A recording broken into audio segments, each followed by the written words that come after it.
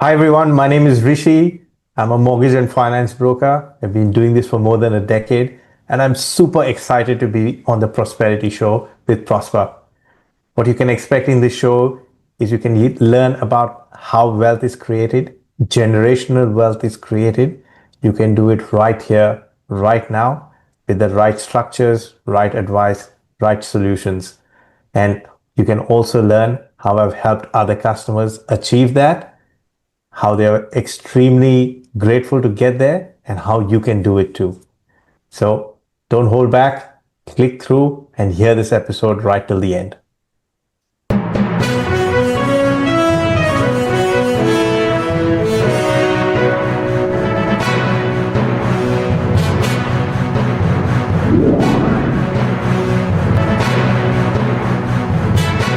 Now, ladies and gentlemen, welcome to yet another exciting episode of the Online Prosperity Show, the number one place where we dive deep into the stories of the professionals who've turned setbacks into stepping stones and found their own passion into prosperity. I'm your host, Prosper Taruvinga, and today's guest is an amazing friend of mine and individual all the same. Now, Rishi, how are you doing today?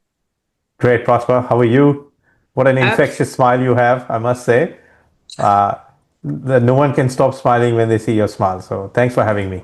I appreciate that. It's because I have amazing guests, and who wouldn't be smiling if somebody is going to be talking about growing wealth and everything else that comes along with it. So thank you so much for agreeing to be on the show today. But before we get started, Rishi, obviously we're going to be talking about wealth and strategies that are of an individual nature. Could you just maybe give us a bit of a disclaimer of what people can expect in this particular show tonight? So all discussions are general in nature. It's just we're discussing concepts. For your individual circumstances, please contact your accountant, financial planner, or a mortgage broker like myself to discuss your individual circumstances. These are very general discussions. No financial advice is given. Oh, absolutely. And thank you so much for that. Now that we've got the legalese out of the way, for those that are watching and tuned into the Online Prosperity Show, welcome. And I hope you're subscribed, because you don't want to miss out on what we're about to embark on. So I want you to imagine maybe finishing your MBA and you're in Europe, so far away from home. And you've then decided, I'm going to move again, far away from home, halfway across the world to Melbourne. And then you take your first job, and whatever job you can get at that particular time, that's the first thing that you jump onto. And then years later, you realize, I'm bored. I just don't like what's going on here.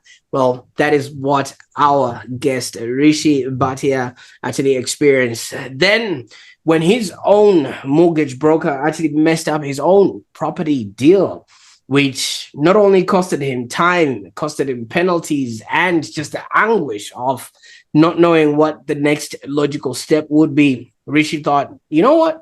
I could do this better. So today we're going to be hearing all about how he went on and founded KRIA Mortgage Managers, and how he's helping people to grow wealth. And basically, Rishi helps serious property investors build wealth through smarter lending strategies. And he blends his financial expertise, spiritual discipline, and his infectious calm.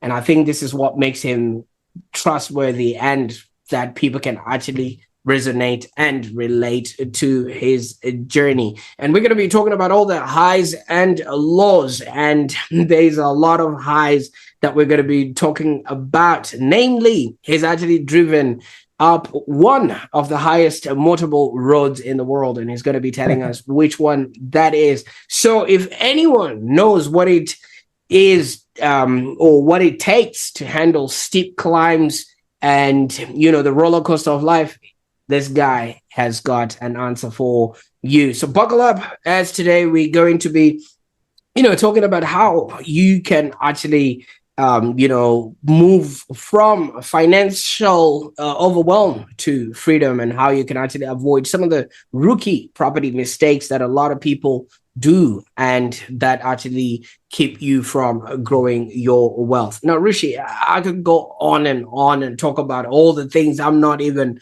qualified to talk. Your journey starts off, at the cusp of you doing an MBA in Europe. Take us a little bit, back to how did you get to Europe in the first place to be doing that MBA? I thought my team would be finishing all the calls by 5 o'clock. That's why I put 5 o'clock. So apologies. So I'll take you back maybe a few years even before the MBA. I was in India. I got my accounting degree, went into research of managed funds, worked with a couple of banks, international banks like JP Morgan.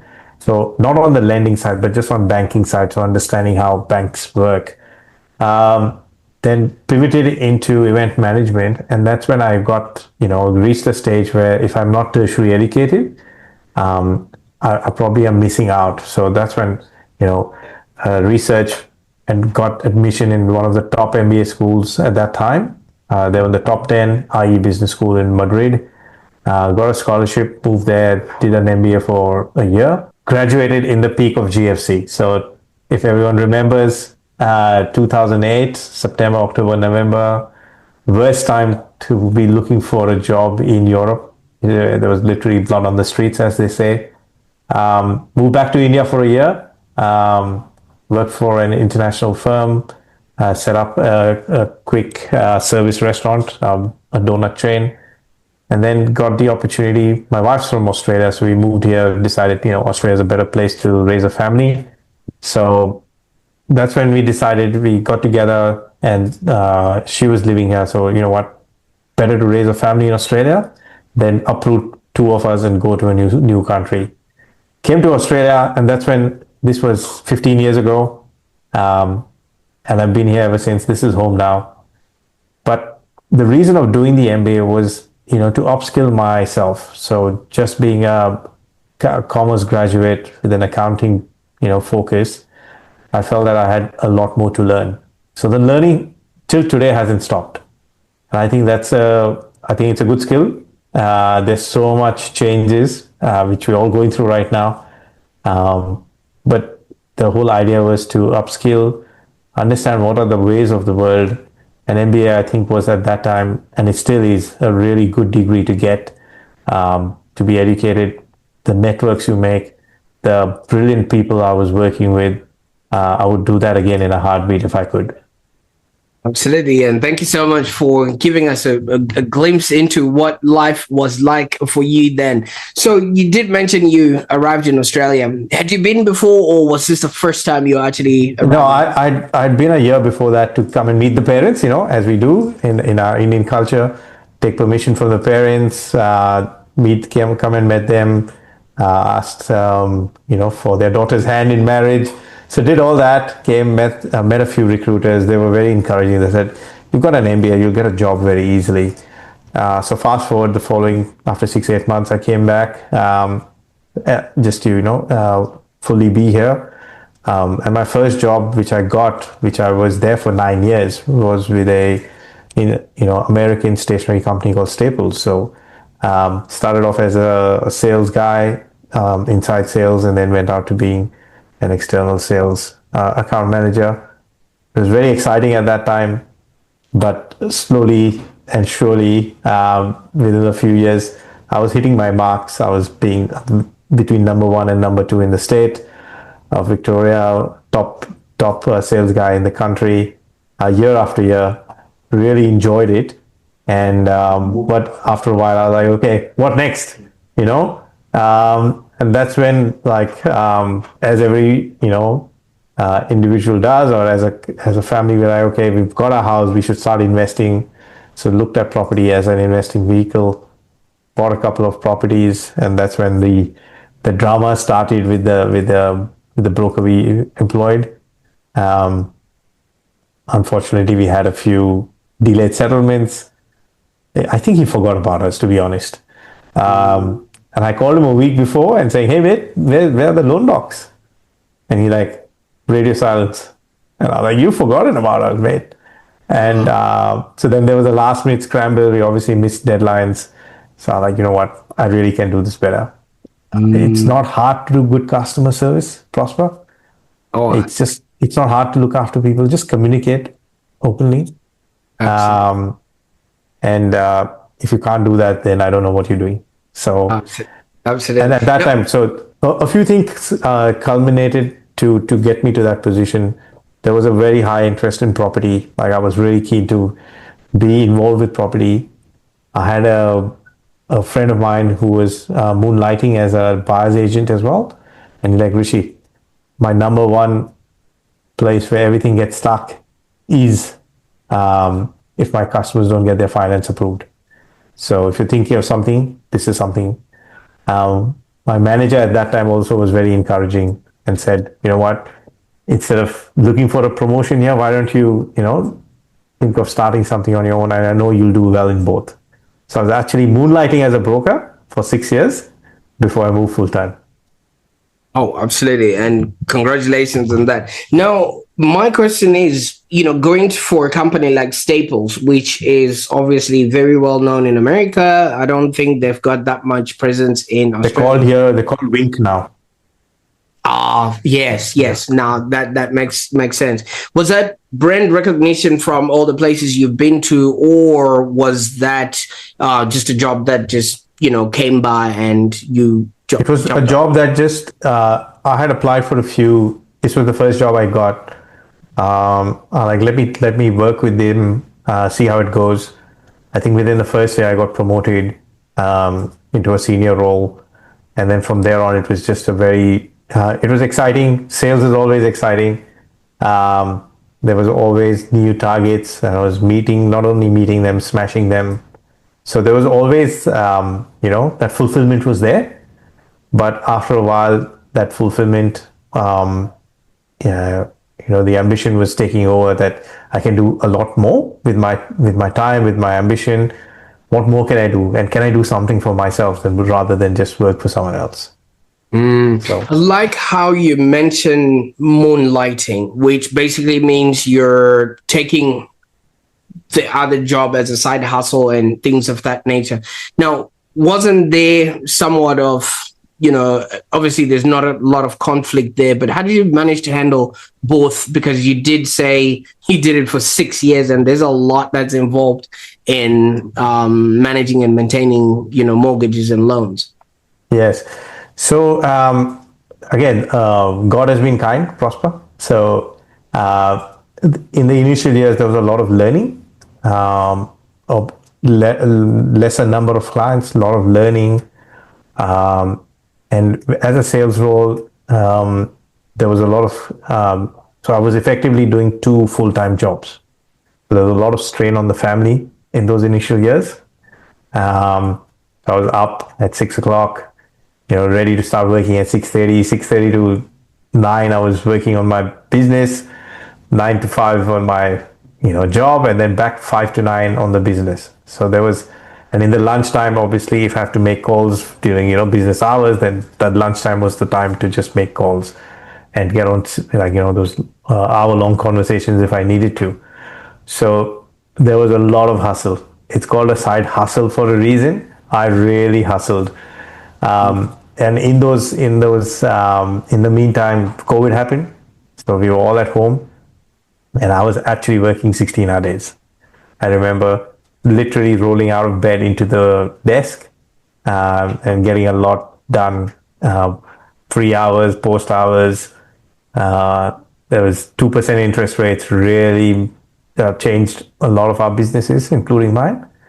And that's when I decided, what, I'm done with the job. I'll just move on and concentrate on the business full time.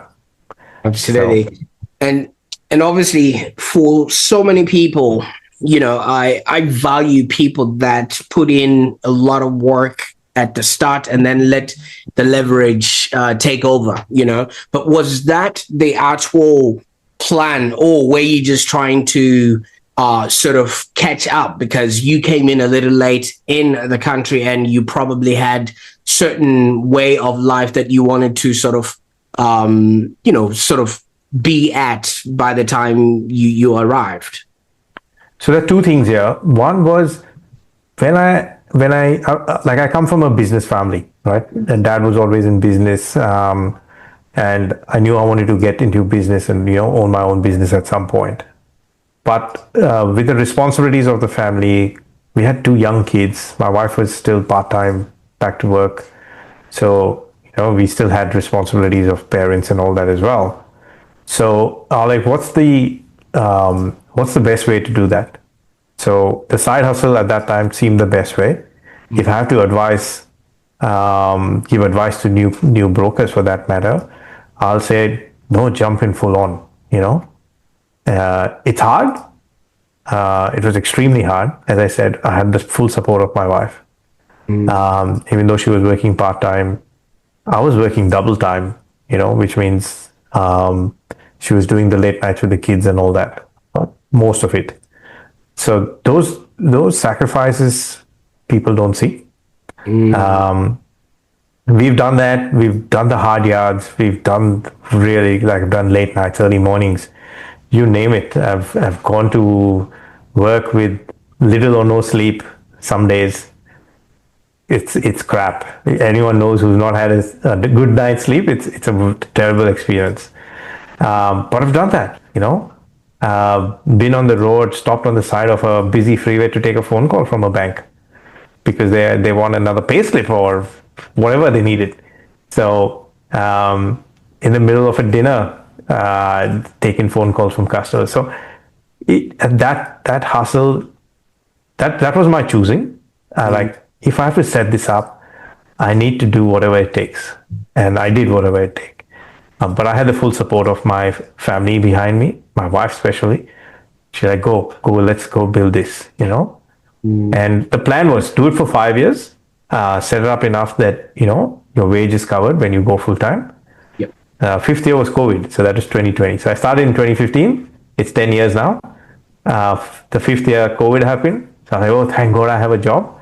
Yep. But it went the other way, where the business really took off. And,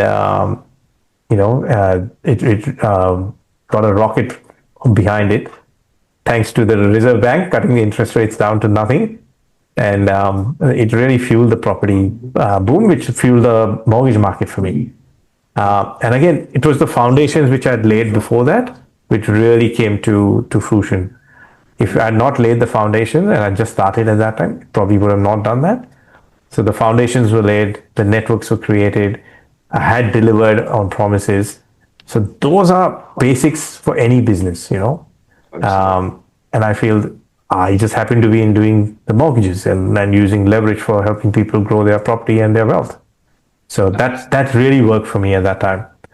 But if I have to go back and I have to give advice, I don't think we can do this part-time anymore. The market has changed significantly. So.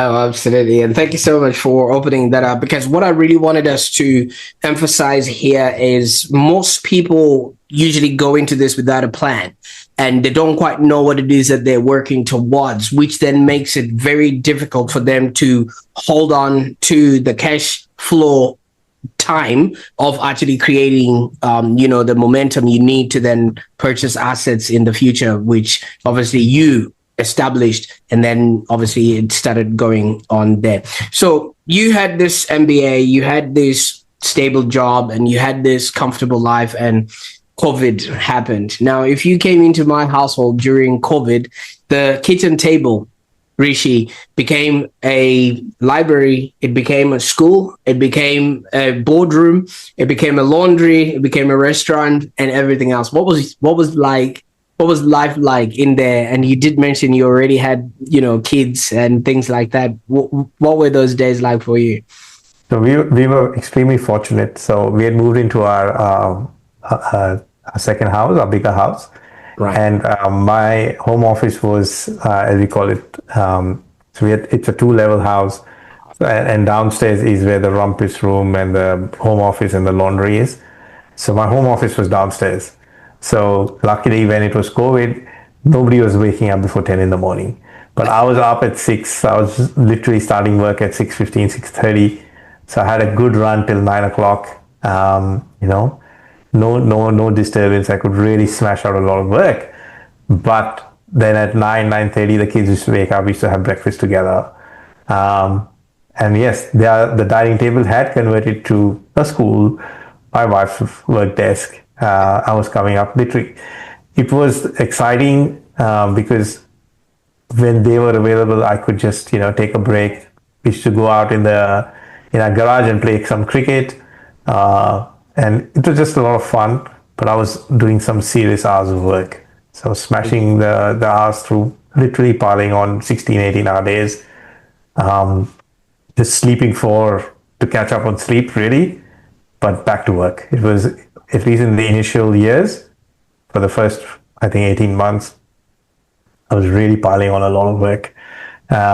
So luckily, we had a separate room for the home office, and I could really put some serious work behind myself. So Absolutely. Now, your story actually starts off, and the way you then went on and created your business starts off with a practitioner in this industry, a mortgage broker, actually did you wrong, and obviously would have costed you time, money, and effort in the way that they operated. And I believe you've gone on now to right those wrongs. Now, tell us a little bit about your current brokerage and what it is that you're actually doing to help others so they don't have to experience what you experienced with your predecessor mortgage broker. yeah, so I think we are about 22,000 brokers now in Australia. When I started, I think there were 12,000 or something. So in the last 10 years, you're adding about 1,000 odd brokers every year. That's a lot, in my opinion. The purpose of me starting my business has been clear from day one. I'm here to help people create wealth through property. I strongly believe property is a great tool for wealth creation, and mortgage is just a means to get there. It's not really the mortgage which is getting you the wealth creation. It's the leverage which gets you the wealth creation. Give me a moment to explain that. What does that mean?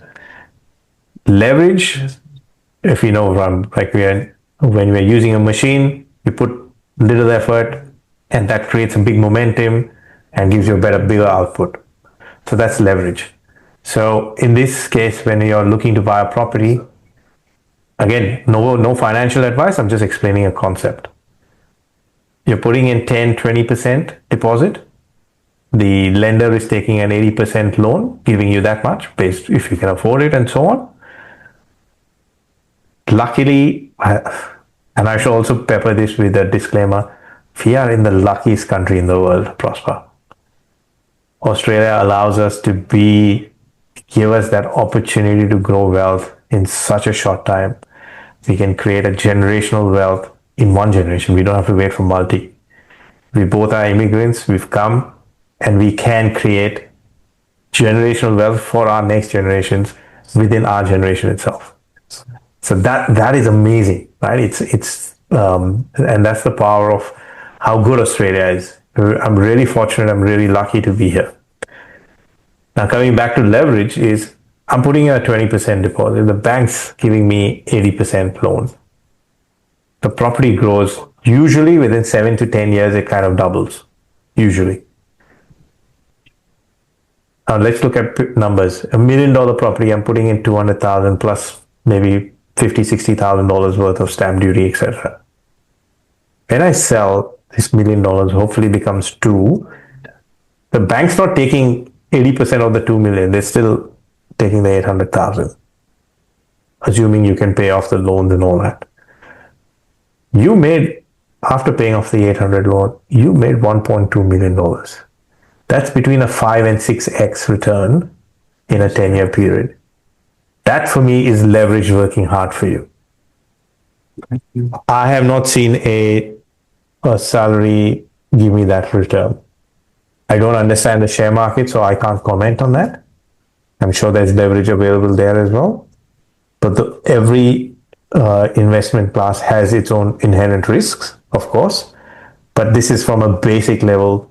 And I've seen this over the last 15 years. Even when we go back, I've spoken to a lot of people. They've seen that growth come through with property in Australia. Is this going to be forever? Who knows? But it's there right now. So I'm very bullish about that. I feel that, with some smart investing, good, solutions, these are the returns you can expect. Obviously, make money the day you buy. So buy well. Be it any kind of investment. Don't buy a lemon. All that you'll be left with is some lemon juice and not some some profit. So those things are obviously a given, but I'm just saying the property gives you that opportunity because the leverage is there. So when I started, I was like, how can I? And again, accounting, MBA, help me all put structures together. Structures are important, policy is important, and marrying those two is to say, this is what the banks are looking for. This is what taxation kind of looks like. I'm not a tax advisor, but I know how the structures work. Let me help you put this together so that, do we buy an individual name? Do we buy a trust structure? Do we buy a company structure? What works best for your situation? Everyone's unique. What is the most tax efficient way of doing it? It's our responsibility as high income earners to manage our taxes as well. But to find the right partners like a good accountant, good financial planner, who will work with you to grow your wealth and at the same time be most tax efficient. So putting all this together, that's why serious investors come and work with me, is because we can help them grow their wealth. Of late, what I've been seeing is a lot of customers who come already have engaged with other brokers, but they can't take them from beyond, one or two investment properties. And I've been able to take them to the 3, the 4, the 5, the 6 because of good structures. And sometimes I have to just reverse what they've done. Those are the mistakes I want to avoid for my customers and say, let's get it right the first time. And that will help you create this entire portfolio of property. So without going into much detail, everyone's situation is unique. What I started with, I'm still doing is, I'm still very bullish on property. None of my customers have not made money in property, let's put it that way. They've bought well, they've used, buyer's agents, so they've used their own. They've bought really well, they made good money, they used leverage properly, and they made money out of that. So serious property investors, I don't have to sell them that property is a good investment vehicle. They're already very gung-ho on that. They just want to get to the next and the next and the next. So, and I'm putting those right structures in place, I feel, is the number one criteria. A lot of people don't get it. I'm very good at it. That's why I see a lot of success with my customers. Oh, absolutely. And congratulations on those successes, because as you mentioned, not a lot of people go past, their principal place of residence or the second or third investment property because they get caught up. Maybe most of the properties are cross collateralized, and maybe that's not a good way to actually have your structures done that. But so many people, like you've mentioned, are not aware of all these intricacies of how property can actually be used as leverage, yet they're still living in the lucky country. Why is there such a big divide? I think it's a lack of information, Prosper. There are, it's funny you say that. I have a customer, she said, hey Rishi, I saw this on TikTok, but I thought I'll check with you. Kill me, you know? But I thank you for checking with me. You've got half information here.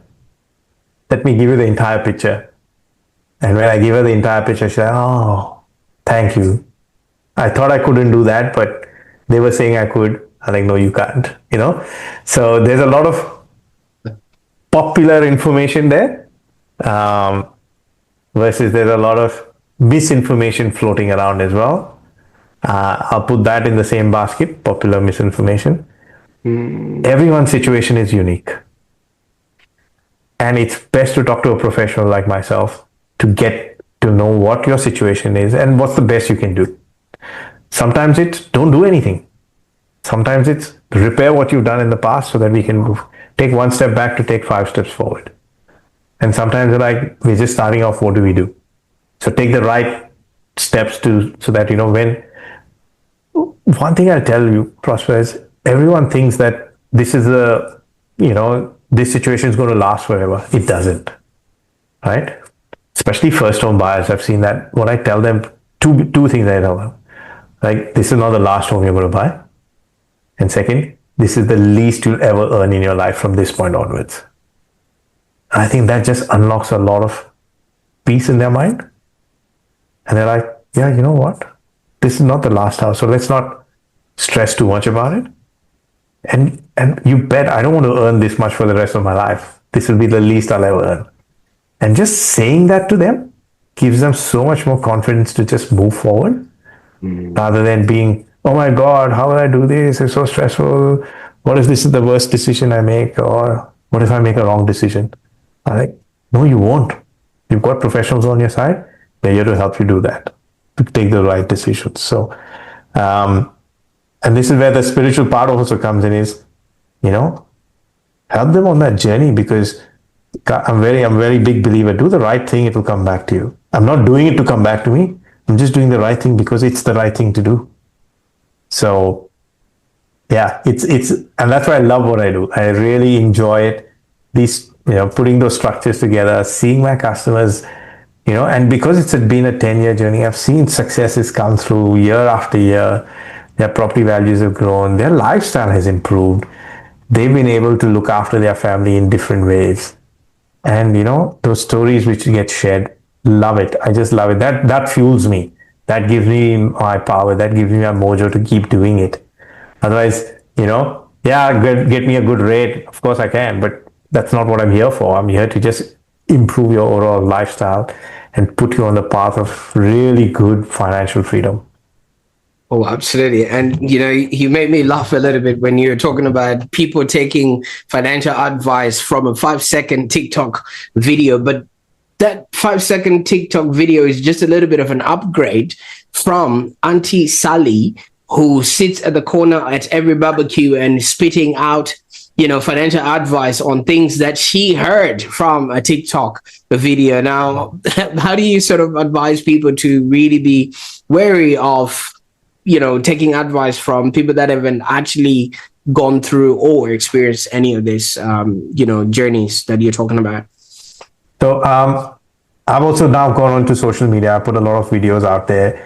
My videos are very educated. They're very focused on education, on the right information, and it's always about circle back to your professional. There are reasons we are professionals. There's a reason why we have to go through our CPDs, which is continuous professional development. Our registrations don't get renewed if you've not gone through that. We have to be abreast about policy. We have to be abreast about all the changes in rules, not only about lending policies, but about, what the stamp duty policy is, what's the first home guarantee, what's this, everything we need to be aware of. I take special interest in learning about accounting principles. I take special interest in learning about financial planning principles. Not that I can give any advice. I'll never do that. I won't cross my lanes. But it's always good to know what's going on. And that's why a professional can guide you in the right direction versus going, hey, my aunt did that, or my uncle did that, or my cousin did that. Mate, their situation is different. And everyone is not going to open up all their books to you, all their cards to you. So start where you are. Tell us where you want to get to. And I've really helped so many young professionals get from, where they thought they're stuck to like now owning multiple property portfolios. And they're just really, really, enjoying that lifestyle of, yes, there is sacrifice, but they chose the right sacrifice at the right time. And now they're reaping the rewards. Now, you actually described something that caught my attention, because you did mention there's a spiritual connection to the work that you do, which then really makes it easier leverage for creating generational wealth. And just hang in there for a little bit, because a lot of people cannot create for others because they don't viscerally understand doing something without the attachment of the result. Okay. So, all that talk of doing good even if it's not directly going to, impact you, it will impact somebody else that you don't quite know. How do you address this, especially when money is involved? So again, if I'm spiritually grounded, it helps me give back. So I've got so much, right? Again, I consider myself extremely lucky. I consider myself extremely blessed. And I come from that place of abundance. I was not there before. I have brought myself up to this level. If you spoke to me 10 years ago, I would be as excited and anxious and let's do this, let's do that, let's do this, everything's right, everything's wrong. Yeah. Versus now I'm in a much more calmer space of there's that abundance there. We are lucky. We just have to recognize it. And when I sat down with myself and had that thought, what am I really good at? And what really makes me happy? And the answer kept coming is giving, right? If I give, it gives me more happy. Do I have a lot of wealth to give? I would love to, as much as I can. Or what else can I give? And this is that advice, the solutions, the putting things together, even the structures, all that is putting my knowledge to good use so that someone else can benefit. That is also a part of giving. So I recognize that, and when I recognize that, it just unlocks so much more for me. And I say everyone has that something in them to give. It's not always about give money. It can be time, your knowledge, your energy, something which you're really good at. If you can just pass that on, it just, rather than helping one and yourself alone, you can help so many more along the way. And nothing gives me more fulfillment. And week in, week out, when I see those things happen, there's not a moment or not a week which goes by without being fulfilled, because someone's achieved their goal which they came out to achieve, and I was instrumental in helping them achieve that. That's where the spiritual connection comes. So in the Hindu scriptures, it's the karma yoga is very, very clearly mentioned is do your best and literally leave the results in the hands of God. And I try every day. That's my prayer. I want to do my best and leave the rest. And I just keep doing the best. And I get looked after. The phone doesn't stop ringing. Fantastic people like you reach out and say, Rishi, let's have a chat. I get invited to places which I've never been invited before. You name it. But everywhere there, I'm like, okay, how can I help? How can I help? So, and I tell the customers that as well. You got this from me, go and help others as well. Again, in whichever way, shape, and form you can. And it will just keep that just multiplies, not anything else. Absolutely. And I really like what you're saying, because what you're doing is unlocking and opening up opportunities for other people who thought they never would have been able to get to those places. And I think it was Zig Ziglar that mentioned help enough people get what they want, and you too will get that which you want and more. Now you're talking about abundance, fulfillment, and all these other trappings that you're experiencing. Had you maybe held that information and knowledge to yourself, you obviously would still be, I don't know, selling staples and I know. Exactly. And paper. If and because I've been through that journey, see, I came as a migrant. I had student debt, family debt. I was probably negative 200,000 or 400,000, maybe. I don't remember now. It's a good thing I don't remember. Yeah. And then first to go from negative to zero, and then from zero to build. It's possible. And when I speak to customers who are so nervous when they've got, oh, we're buying this and we're going to be in debt. I'm like, there's good debt and there's bad debt. Yeah. Right?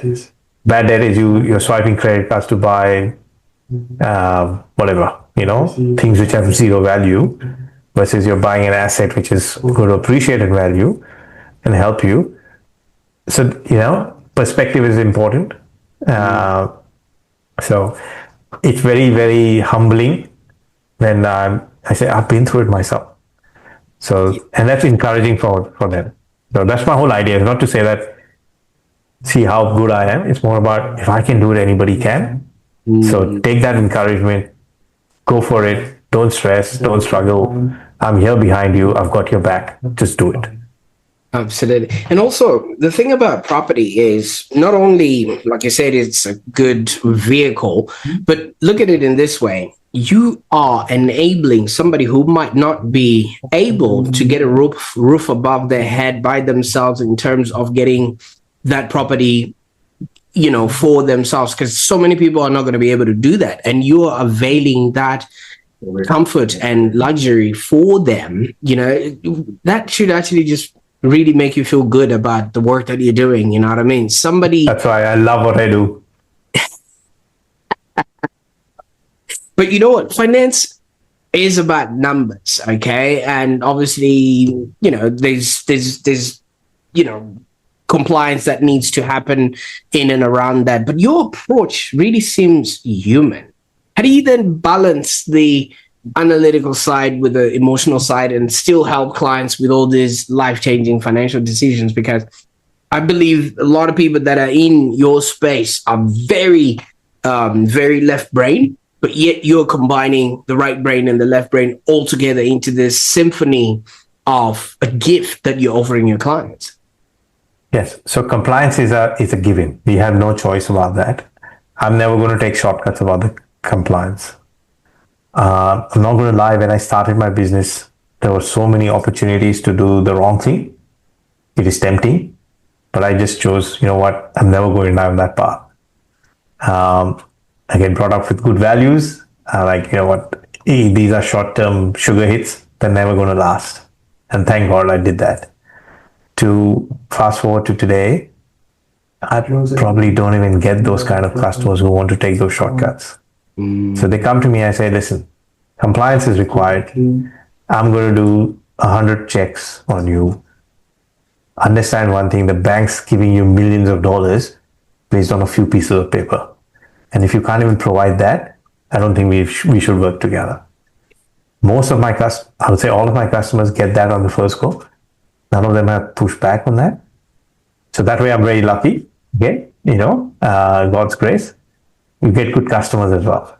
So compliance it's a responsibility. I won't say it's compliance for being like a painful person. It's a responsibility as well. A duty of care, as we call it. I don't want to ever put a customer in a situation where he's leveraged to the max and more, that the only takeout he can have is a $5 Domino's pizza once a month. No, that's not the point. The point is to maintain your lifestyle and enhance your, future life, not destroy your current life. So it's important that very, very important compliance is, but at the same time, the perspective behind compliance is also important. We're not doing this for me because I have nothing better to do in my life. I'm doing this to protect you. If that's understood or explained and articulated properly to the customer, they are more than willing to help. Because I don't care, really. I should not care, but I do. And because I do care, that comes out in the feeling as well. That they feel really good that yes, we're doing the right thing. It is daunting. It is big amounts, but this is what the right thing to do is. And you know what? We are in good hands with Rishi. So let's do that. Absolutely. And you brought up a very interesting point there, the good debt, bad debt dilemma. A lot of people have been drilled inside of them not to go into any sort of debt, especially if they've gotten rid of, the mortgage of maybe their first home, and then they're like, we're out of the trap, no more. We don't want to even extrapolate any bit of equity from there, because then that comes with pain. So I'm happy that you actually work with people and give them that perspective, because banks are giving you $1 million in exchange for a couple of your papers. So you do the math. But you're not only doing this for your customers, you're also mentoring other new brokers. Tell us a little bit about that scheme and how you're duplicating yourself in the market there.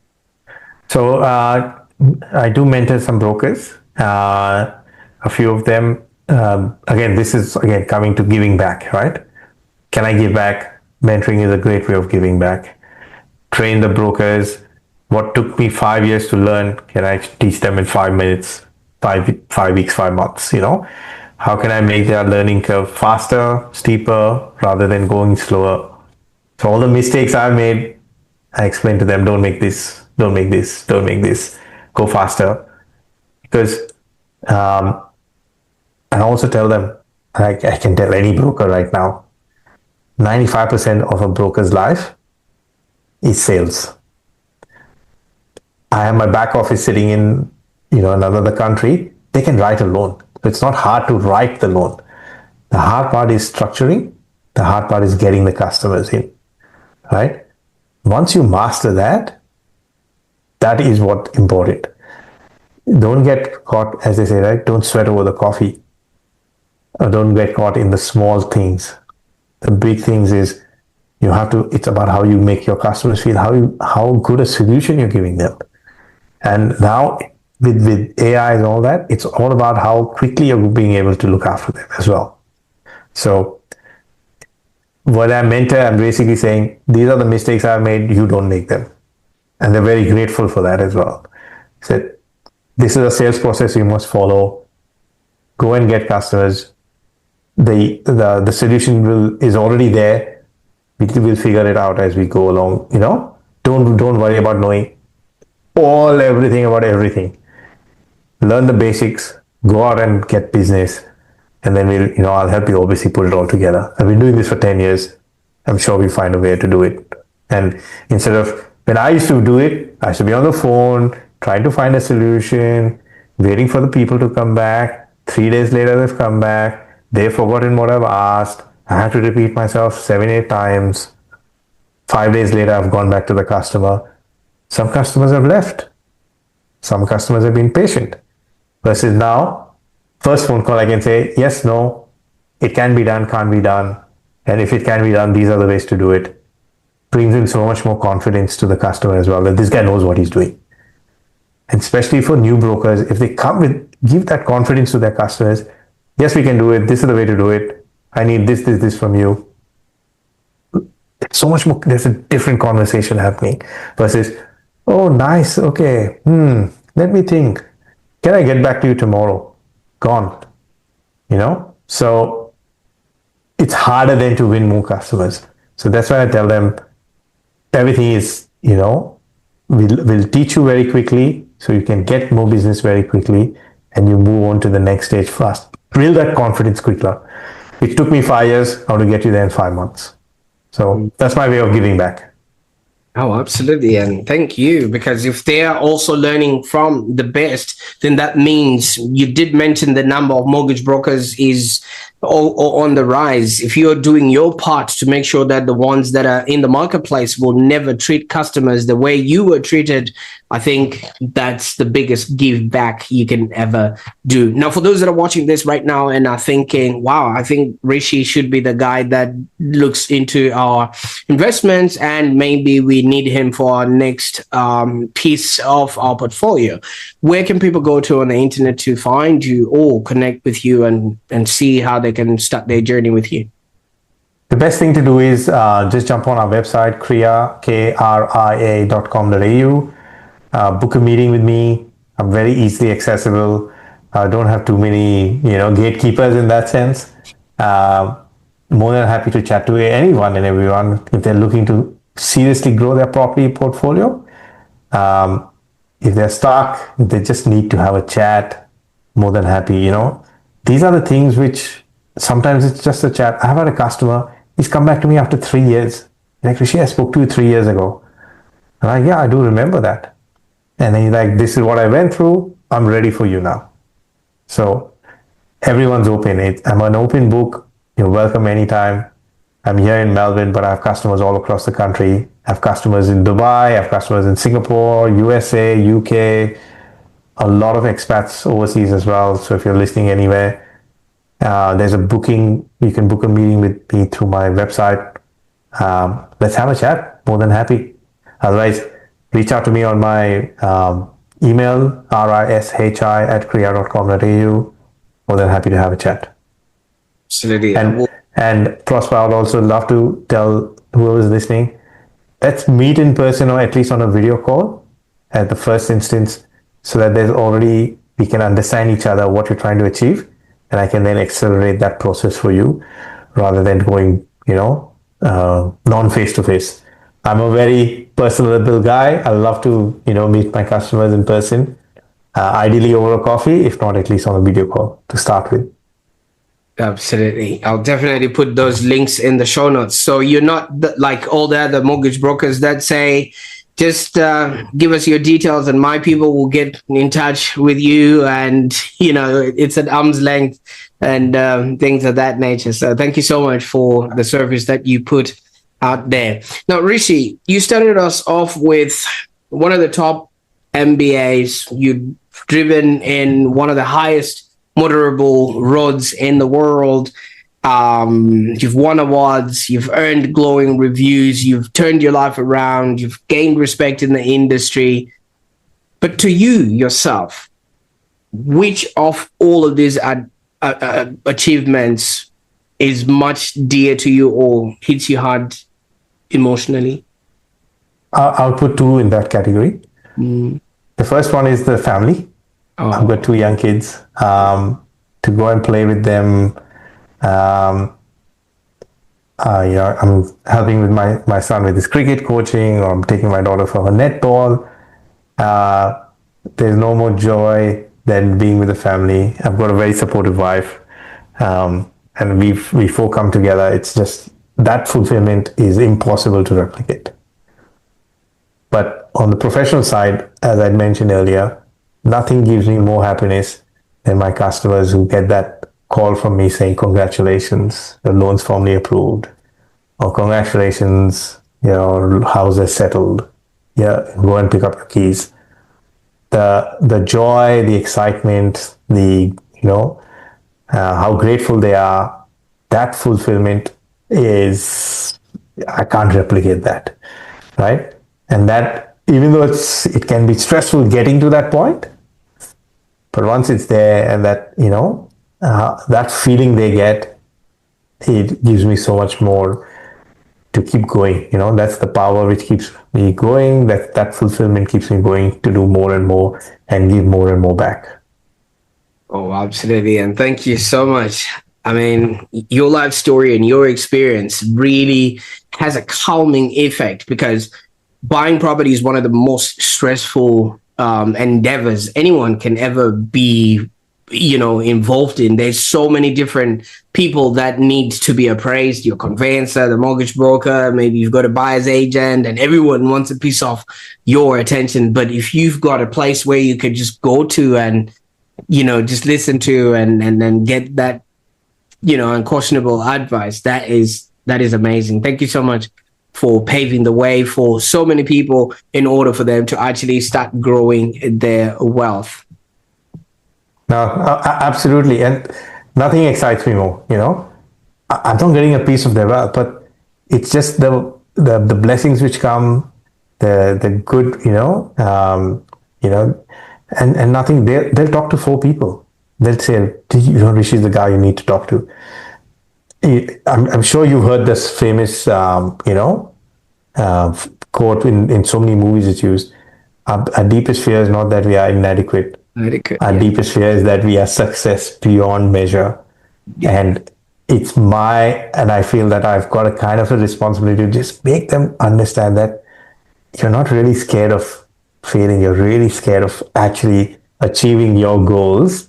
And you'll be like, oh my God, I did this. So I'm here to say, come on, push. You can do it. Let's make it happen, And that gives me so much fulfillment. I can't tell you. It's just beyond words, which I can't express right now. But I've seen so many of my customers get there. And I want all of my customers to get there because, as I said, lucky country, it is possible here. It's possible now. I can give you that confidence. I can give you the structures behind it to help you get there. And that's what is the amazing part of my work. Absolutely. Now, What an incredible journey. I mean, you came from being let down by a broker to actually becoming the kind and trusted professional you would have wanted yourself. So thank you so much for taking this journey and also for sharing with us on the Online Prosperity Show today. Fantastic, Prosper. Thank you for having me. And keep smiling. Your smile is so infectious, and great work that you're doing, putting professionals together and creating inspiring stories for everyone to hear. So thank you. Thank you. Appreciate what you do. Absolutely. Now, for those that are watching right now, I think Rishi's story is a masterclass in turning your frustration into purpose and actually showing that doing good work really is the ultimate strength for growth. And it is that ultimate strategy. Not only are you growing for your own self, but you're also helping others be, do, and have a happier existence. So, I mean, what else is there out there? Because I think if we're working and we're not making anybody else's life better, then I think we're all wasting it. So if you're a serious property investor that's looking to build wealth the right way, I encourage you to visit KRIA.com.au. I will put the links in the show notes and also how you can get a hold of Rishi. And obviously, just follow through and make sure you put your dreams forefront and have people like Rishi help you achieve them. And before you go, if this episode actually inspired you, I encourage you to share it with somebody who's ready to climb their own mountain, and especially somebody who's umming and ahhing about investments and somebody who just wants to create generational wealth. Maybe if they watch this, they might have a perspective shift and maybe reach out to Rishi. You too would have done your part in helping others be, do, and have a happier existence. And if somebody has shared this video with you, the next time you see them, just give them a hug, because they've actually shown you people that are making a difference in not only your future, but in the future of those that you love as well. I can't wait to see what you're going to do with this information. Rishi, thank you once again. And everybody else that's watching, bye for now.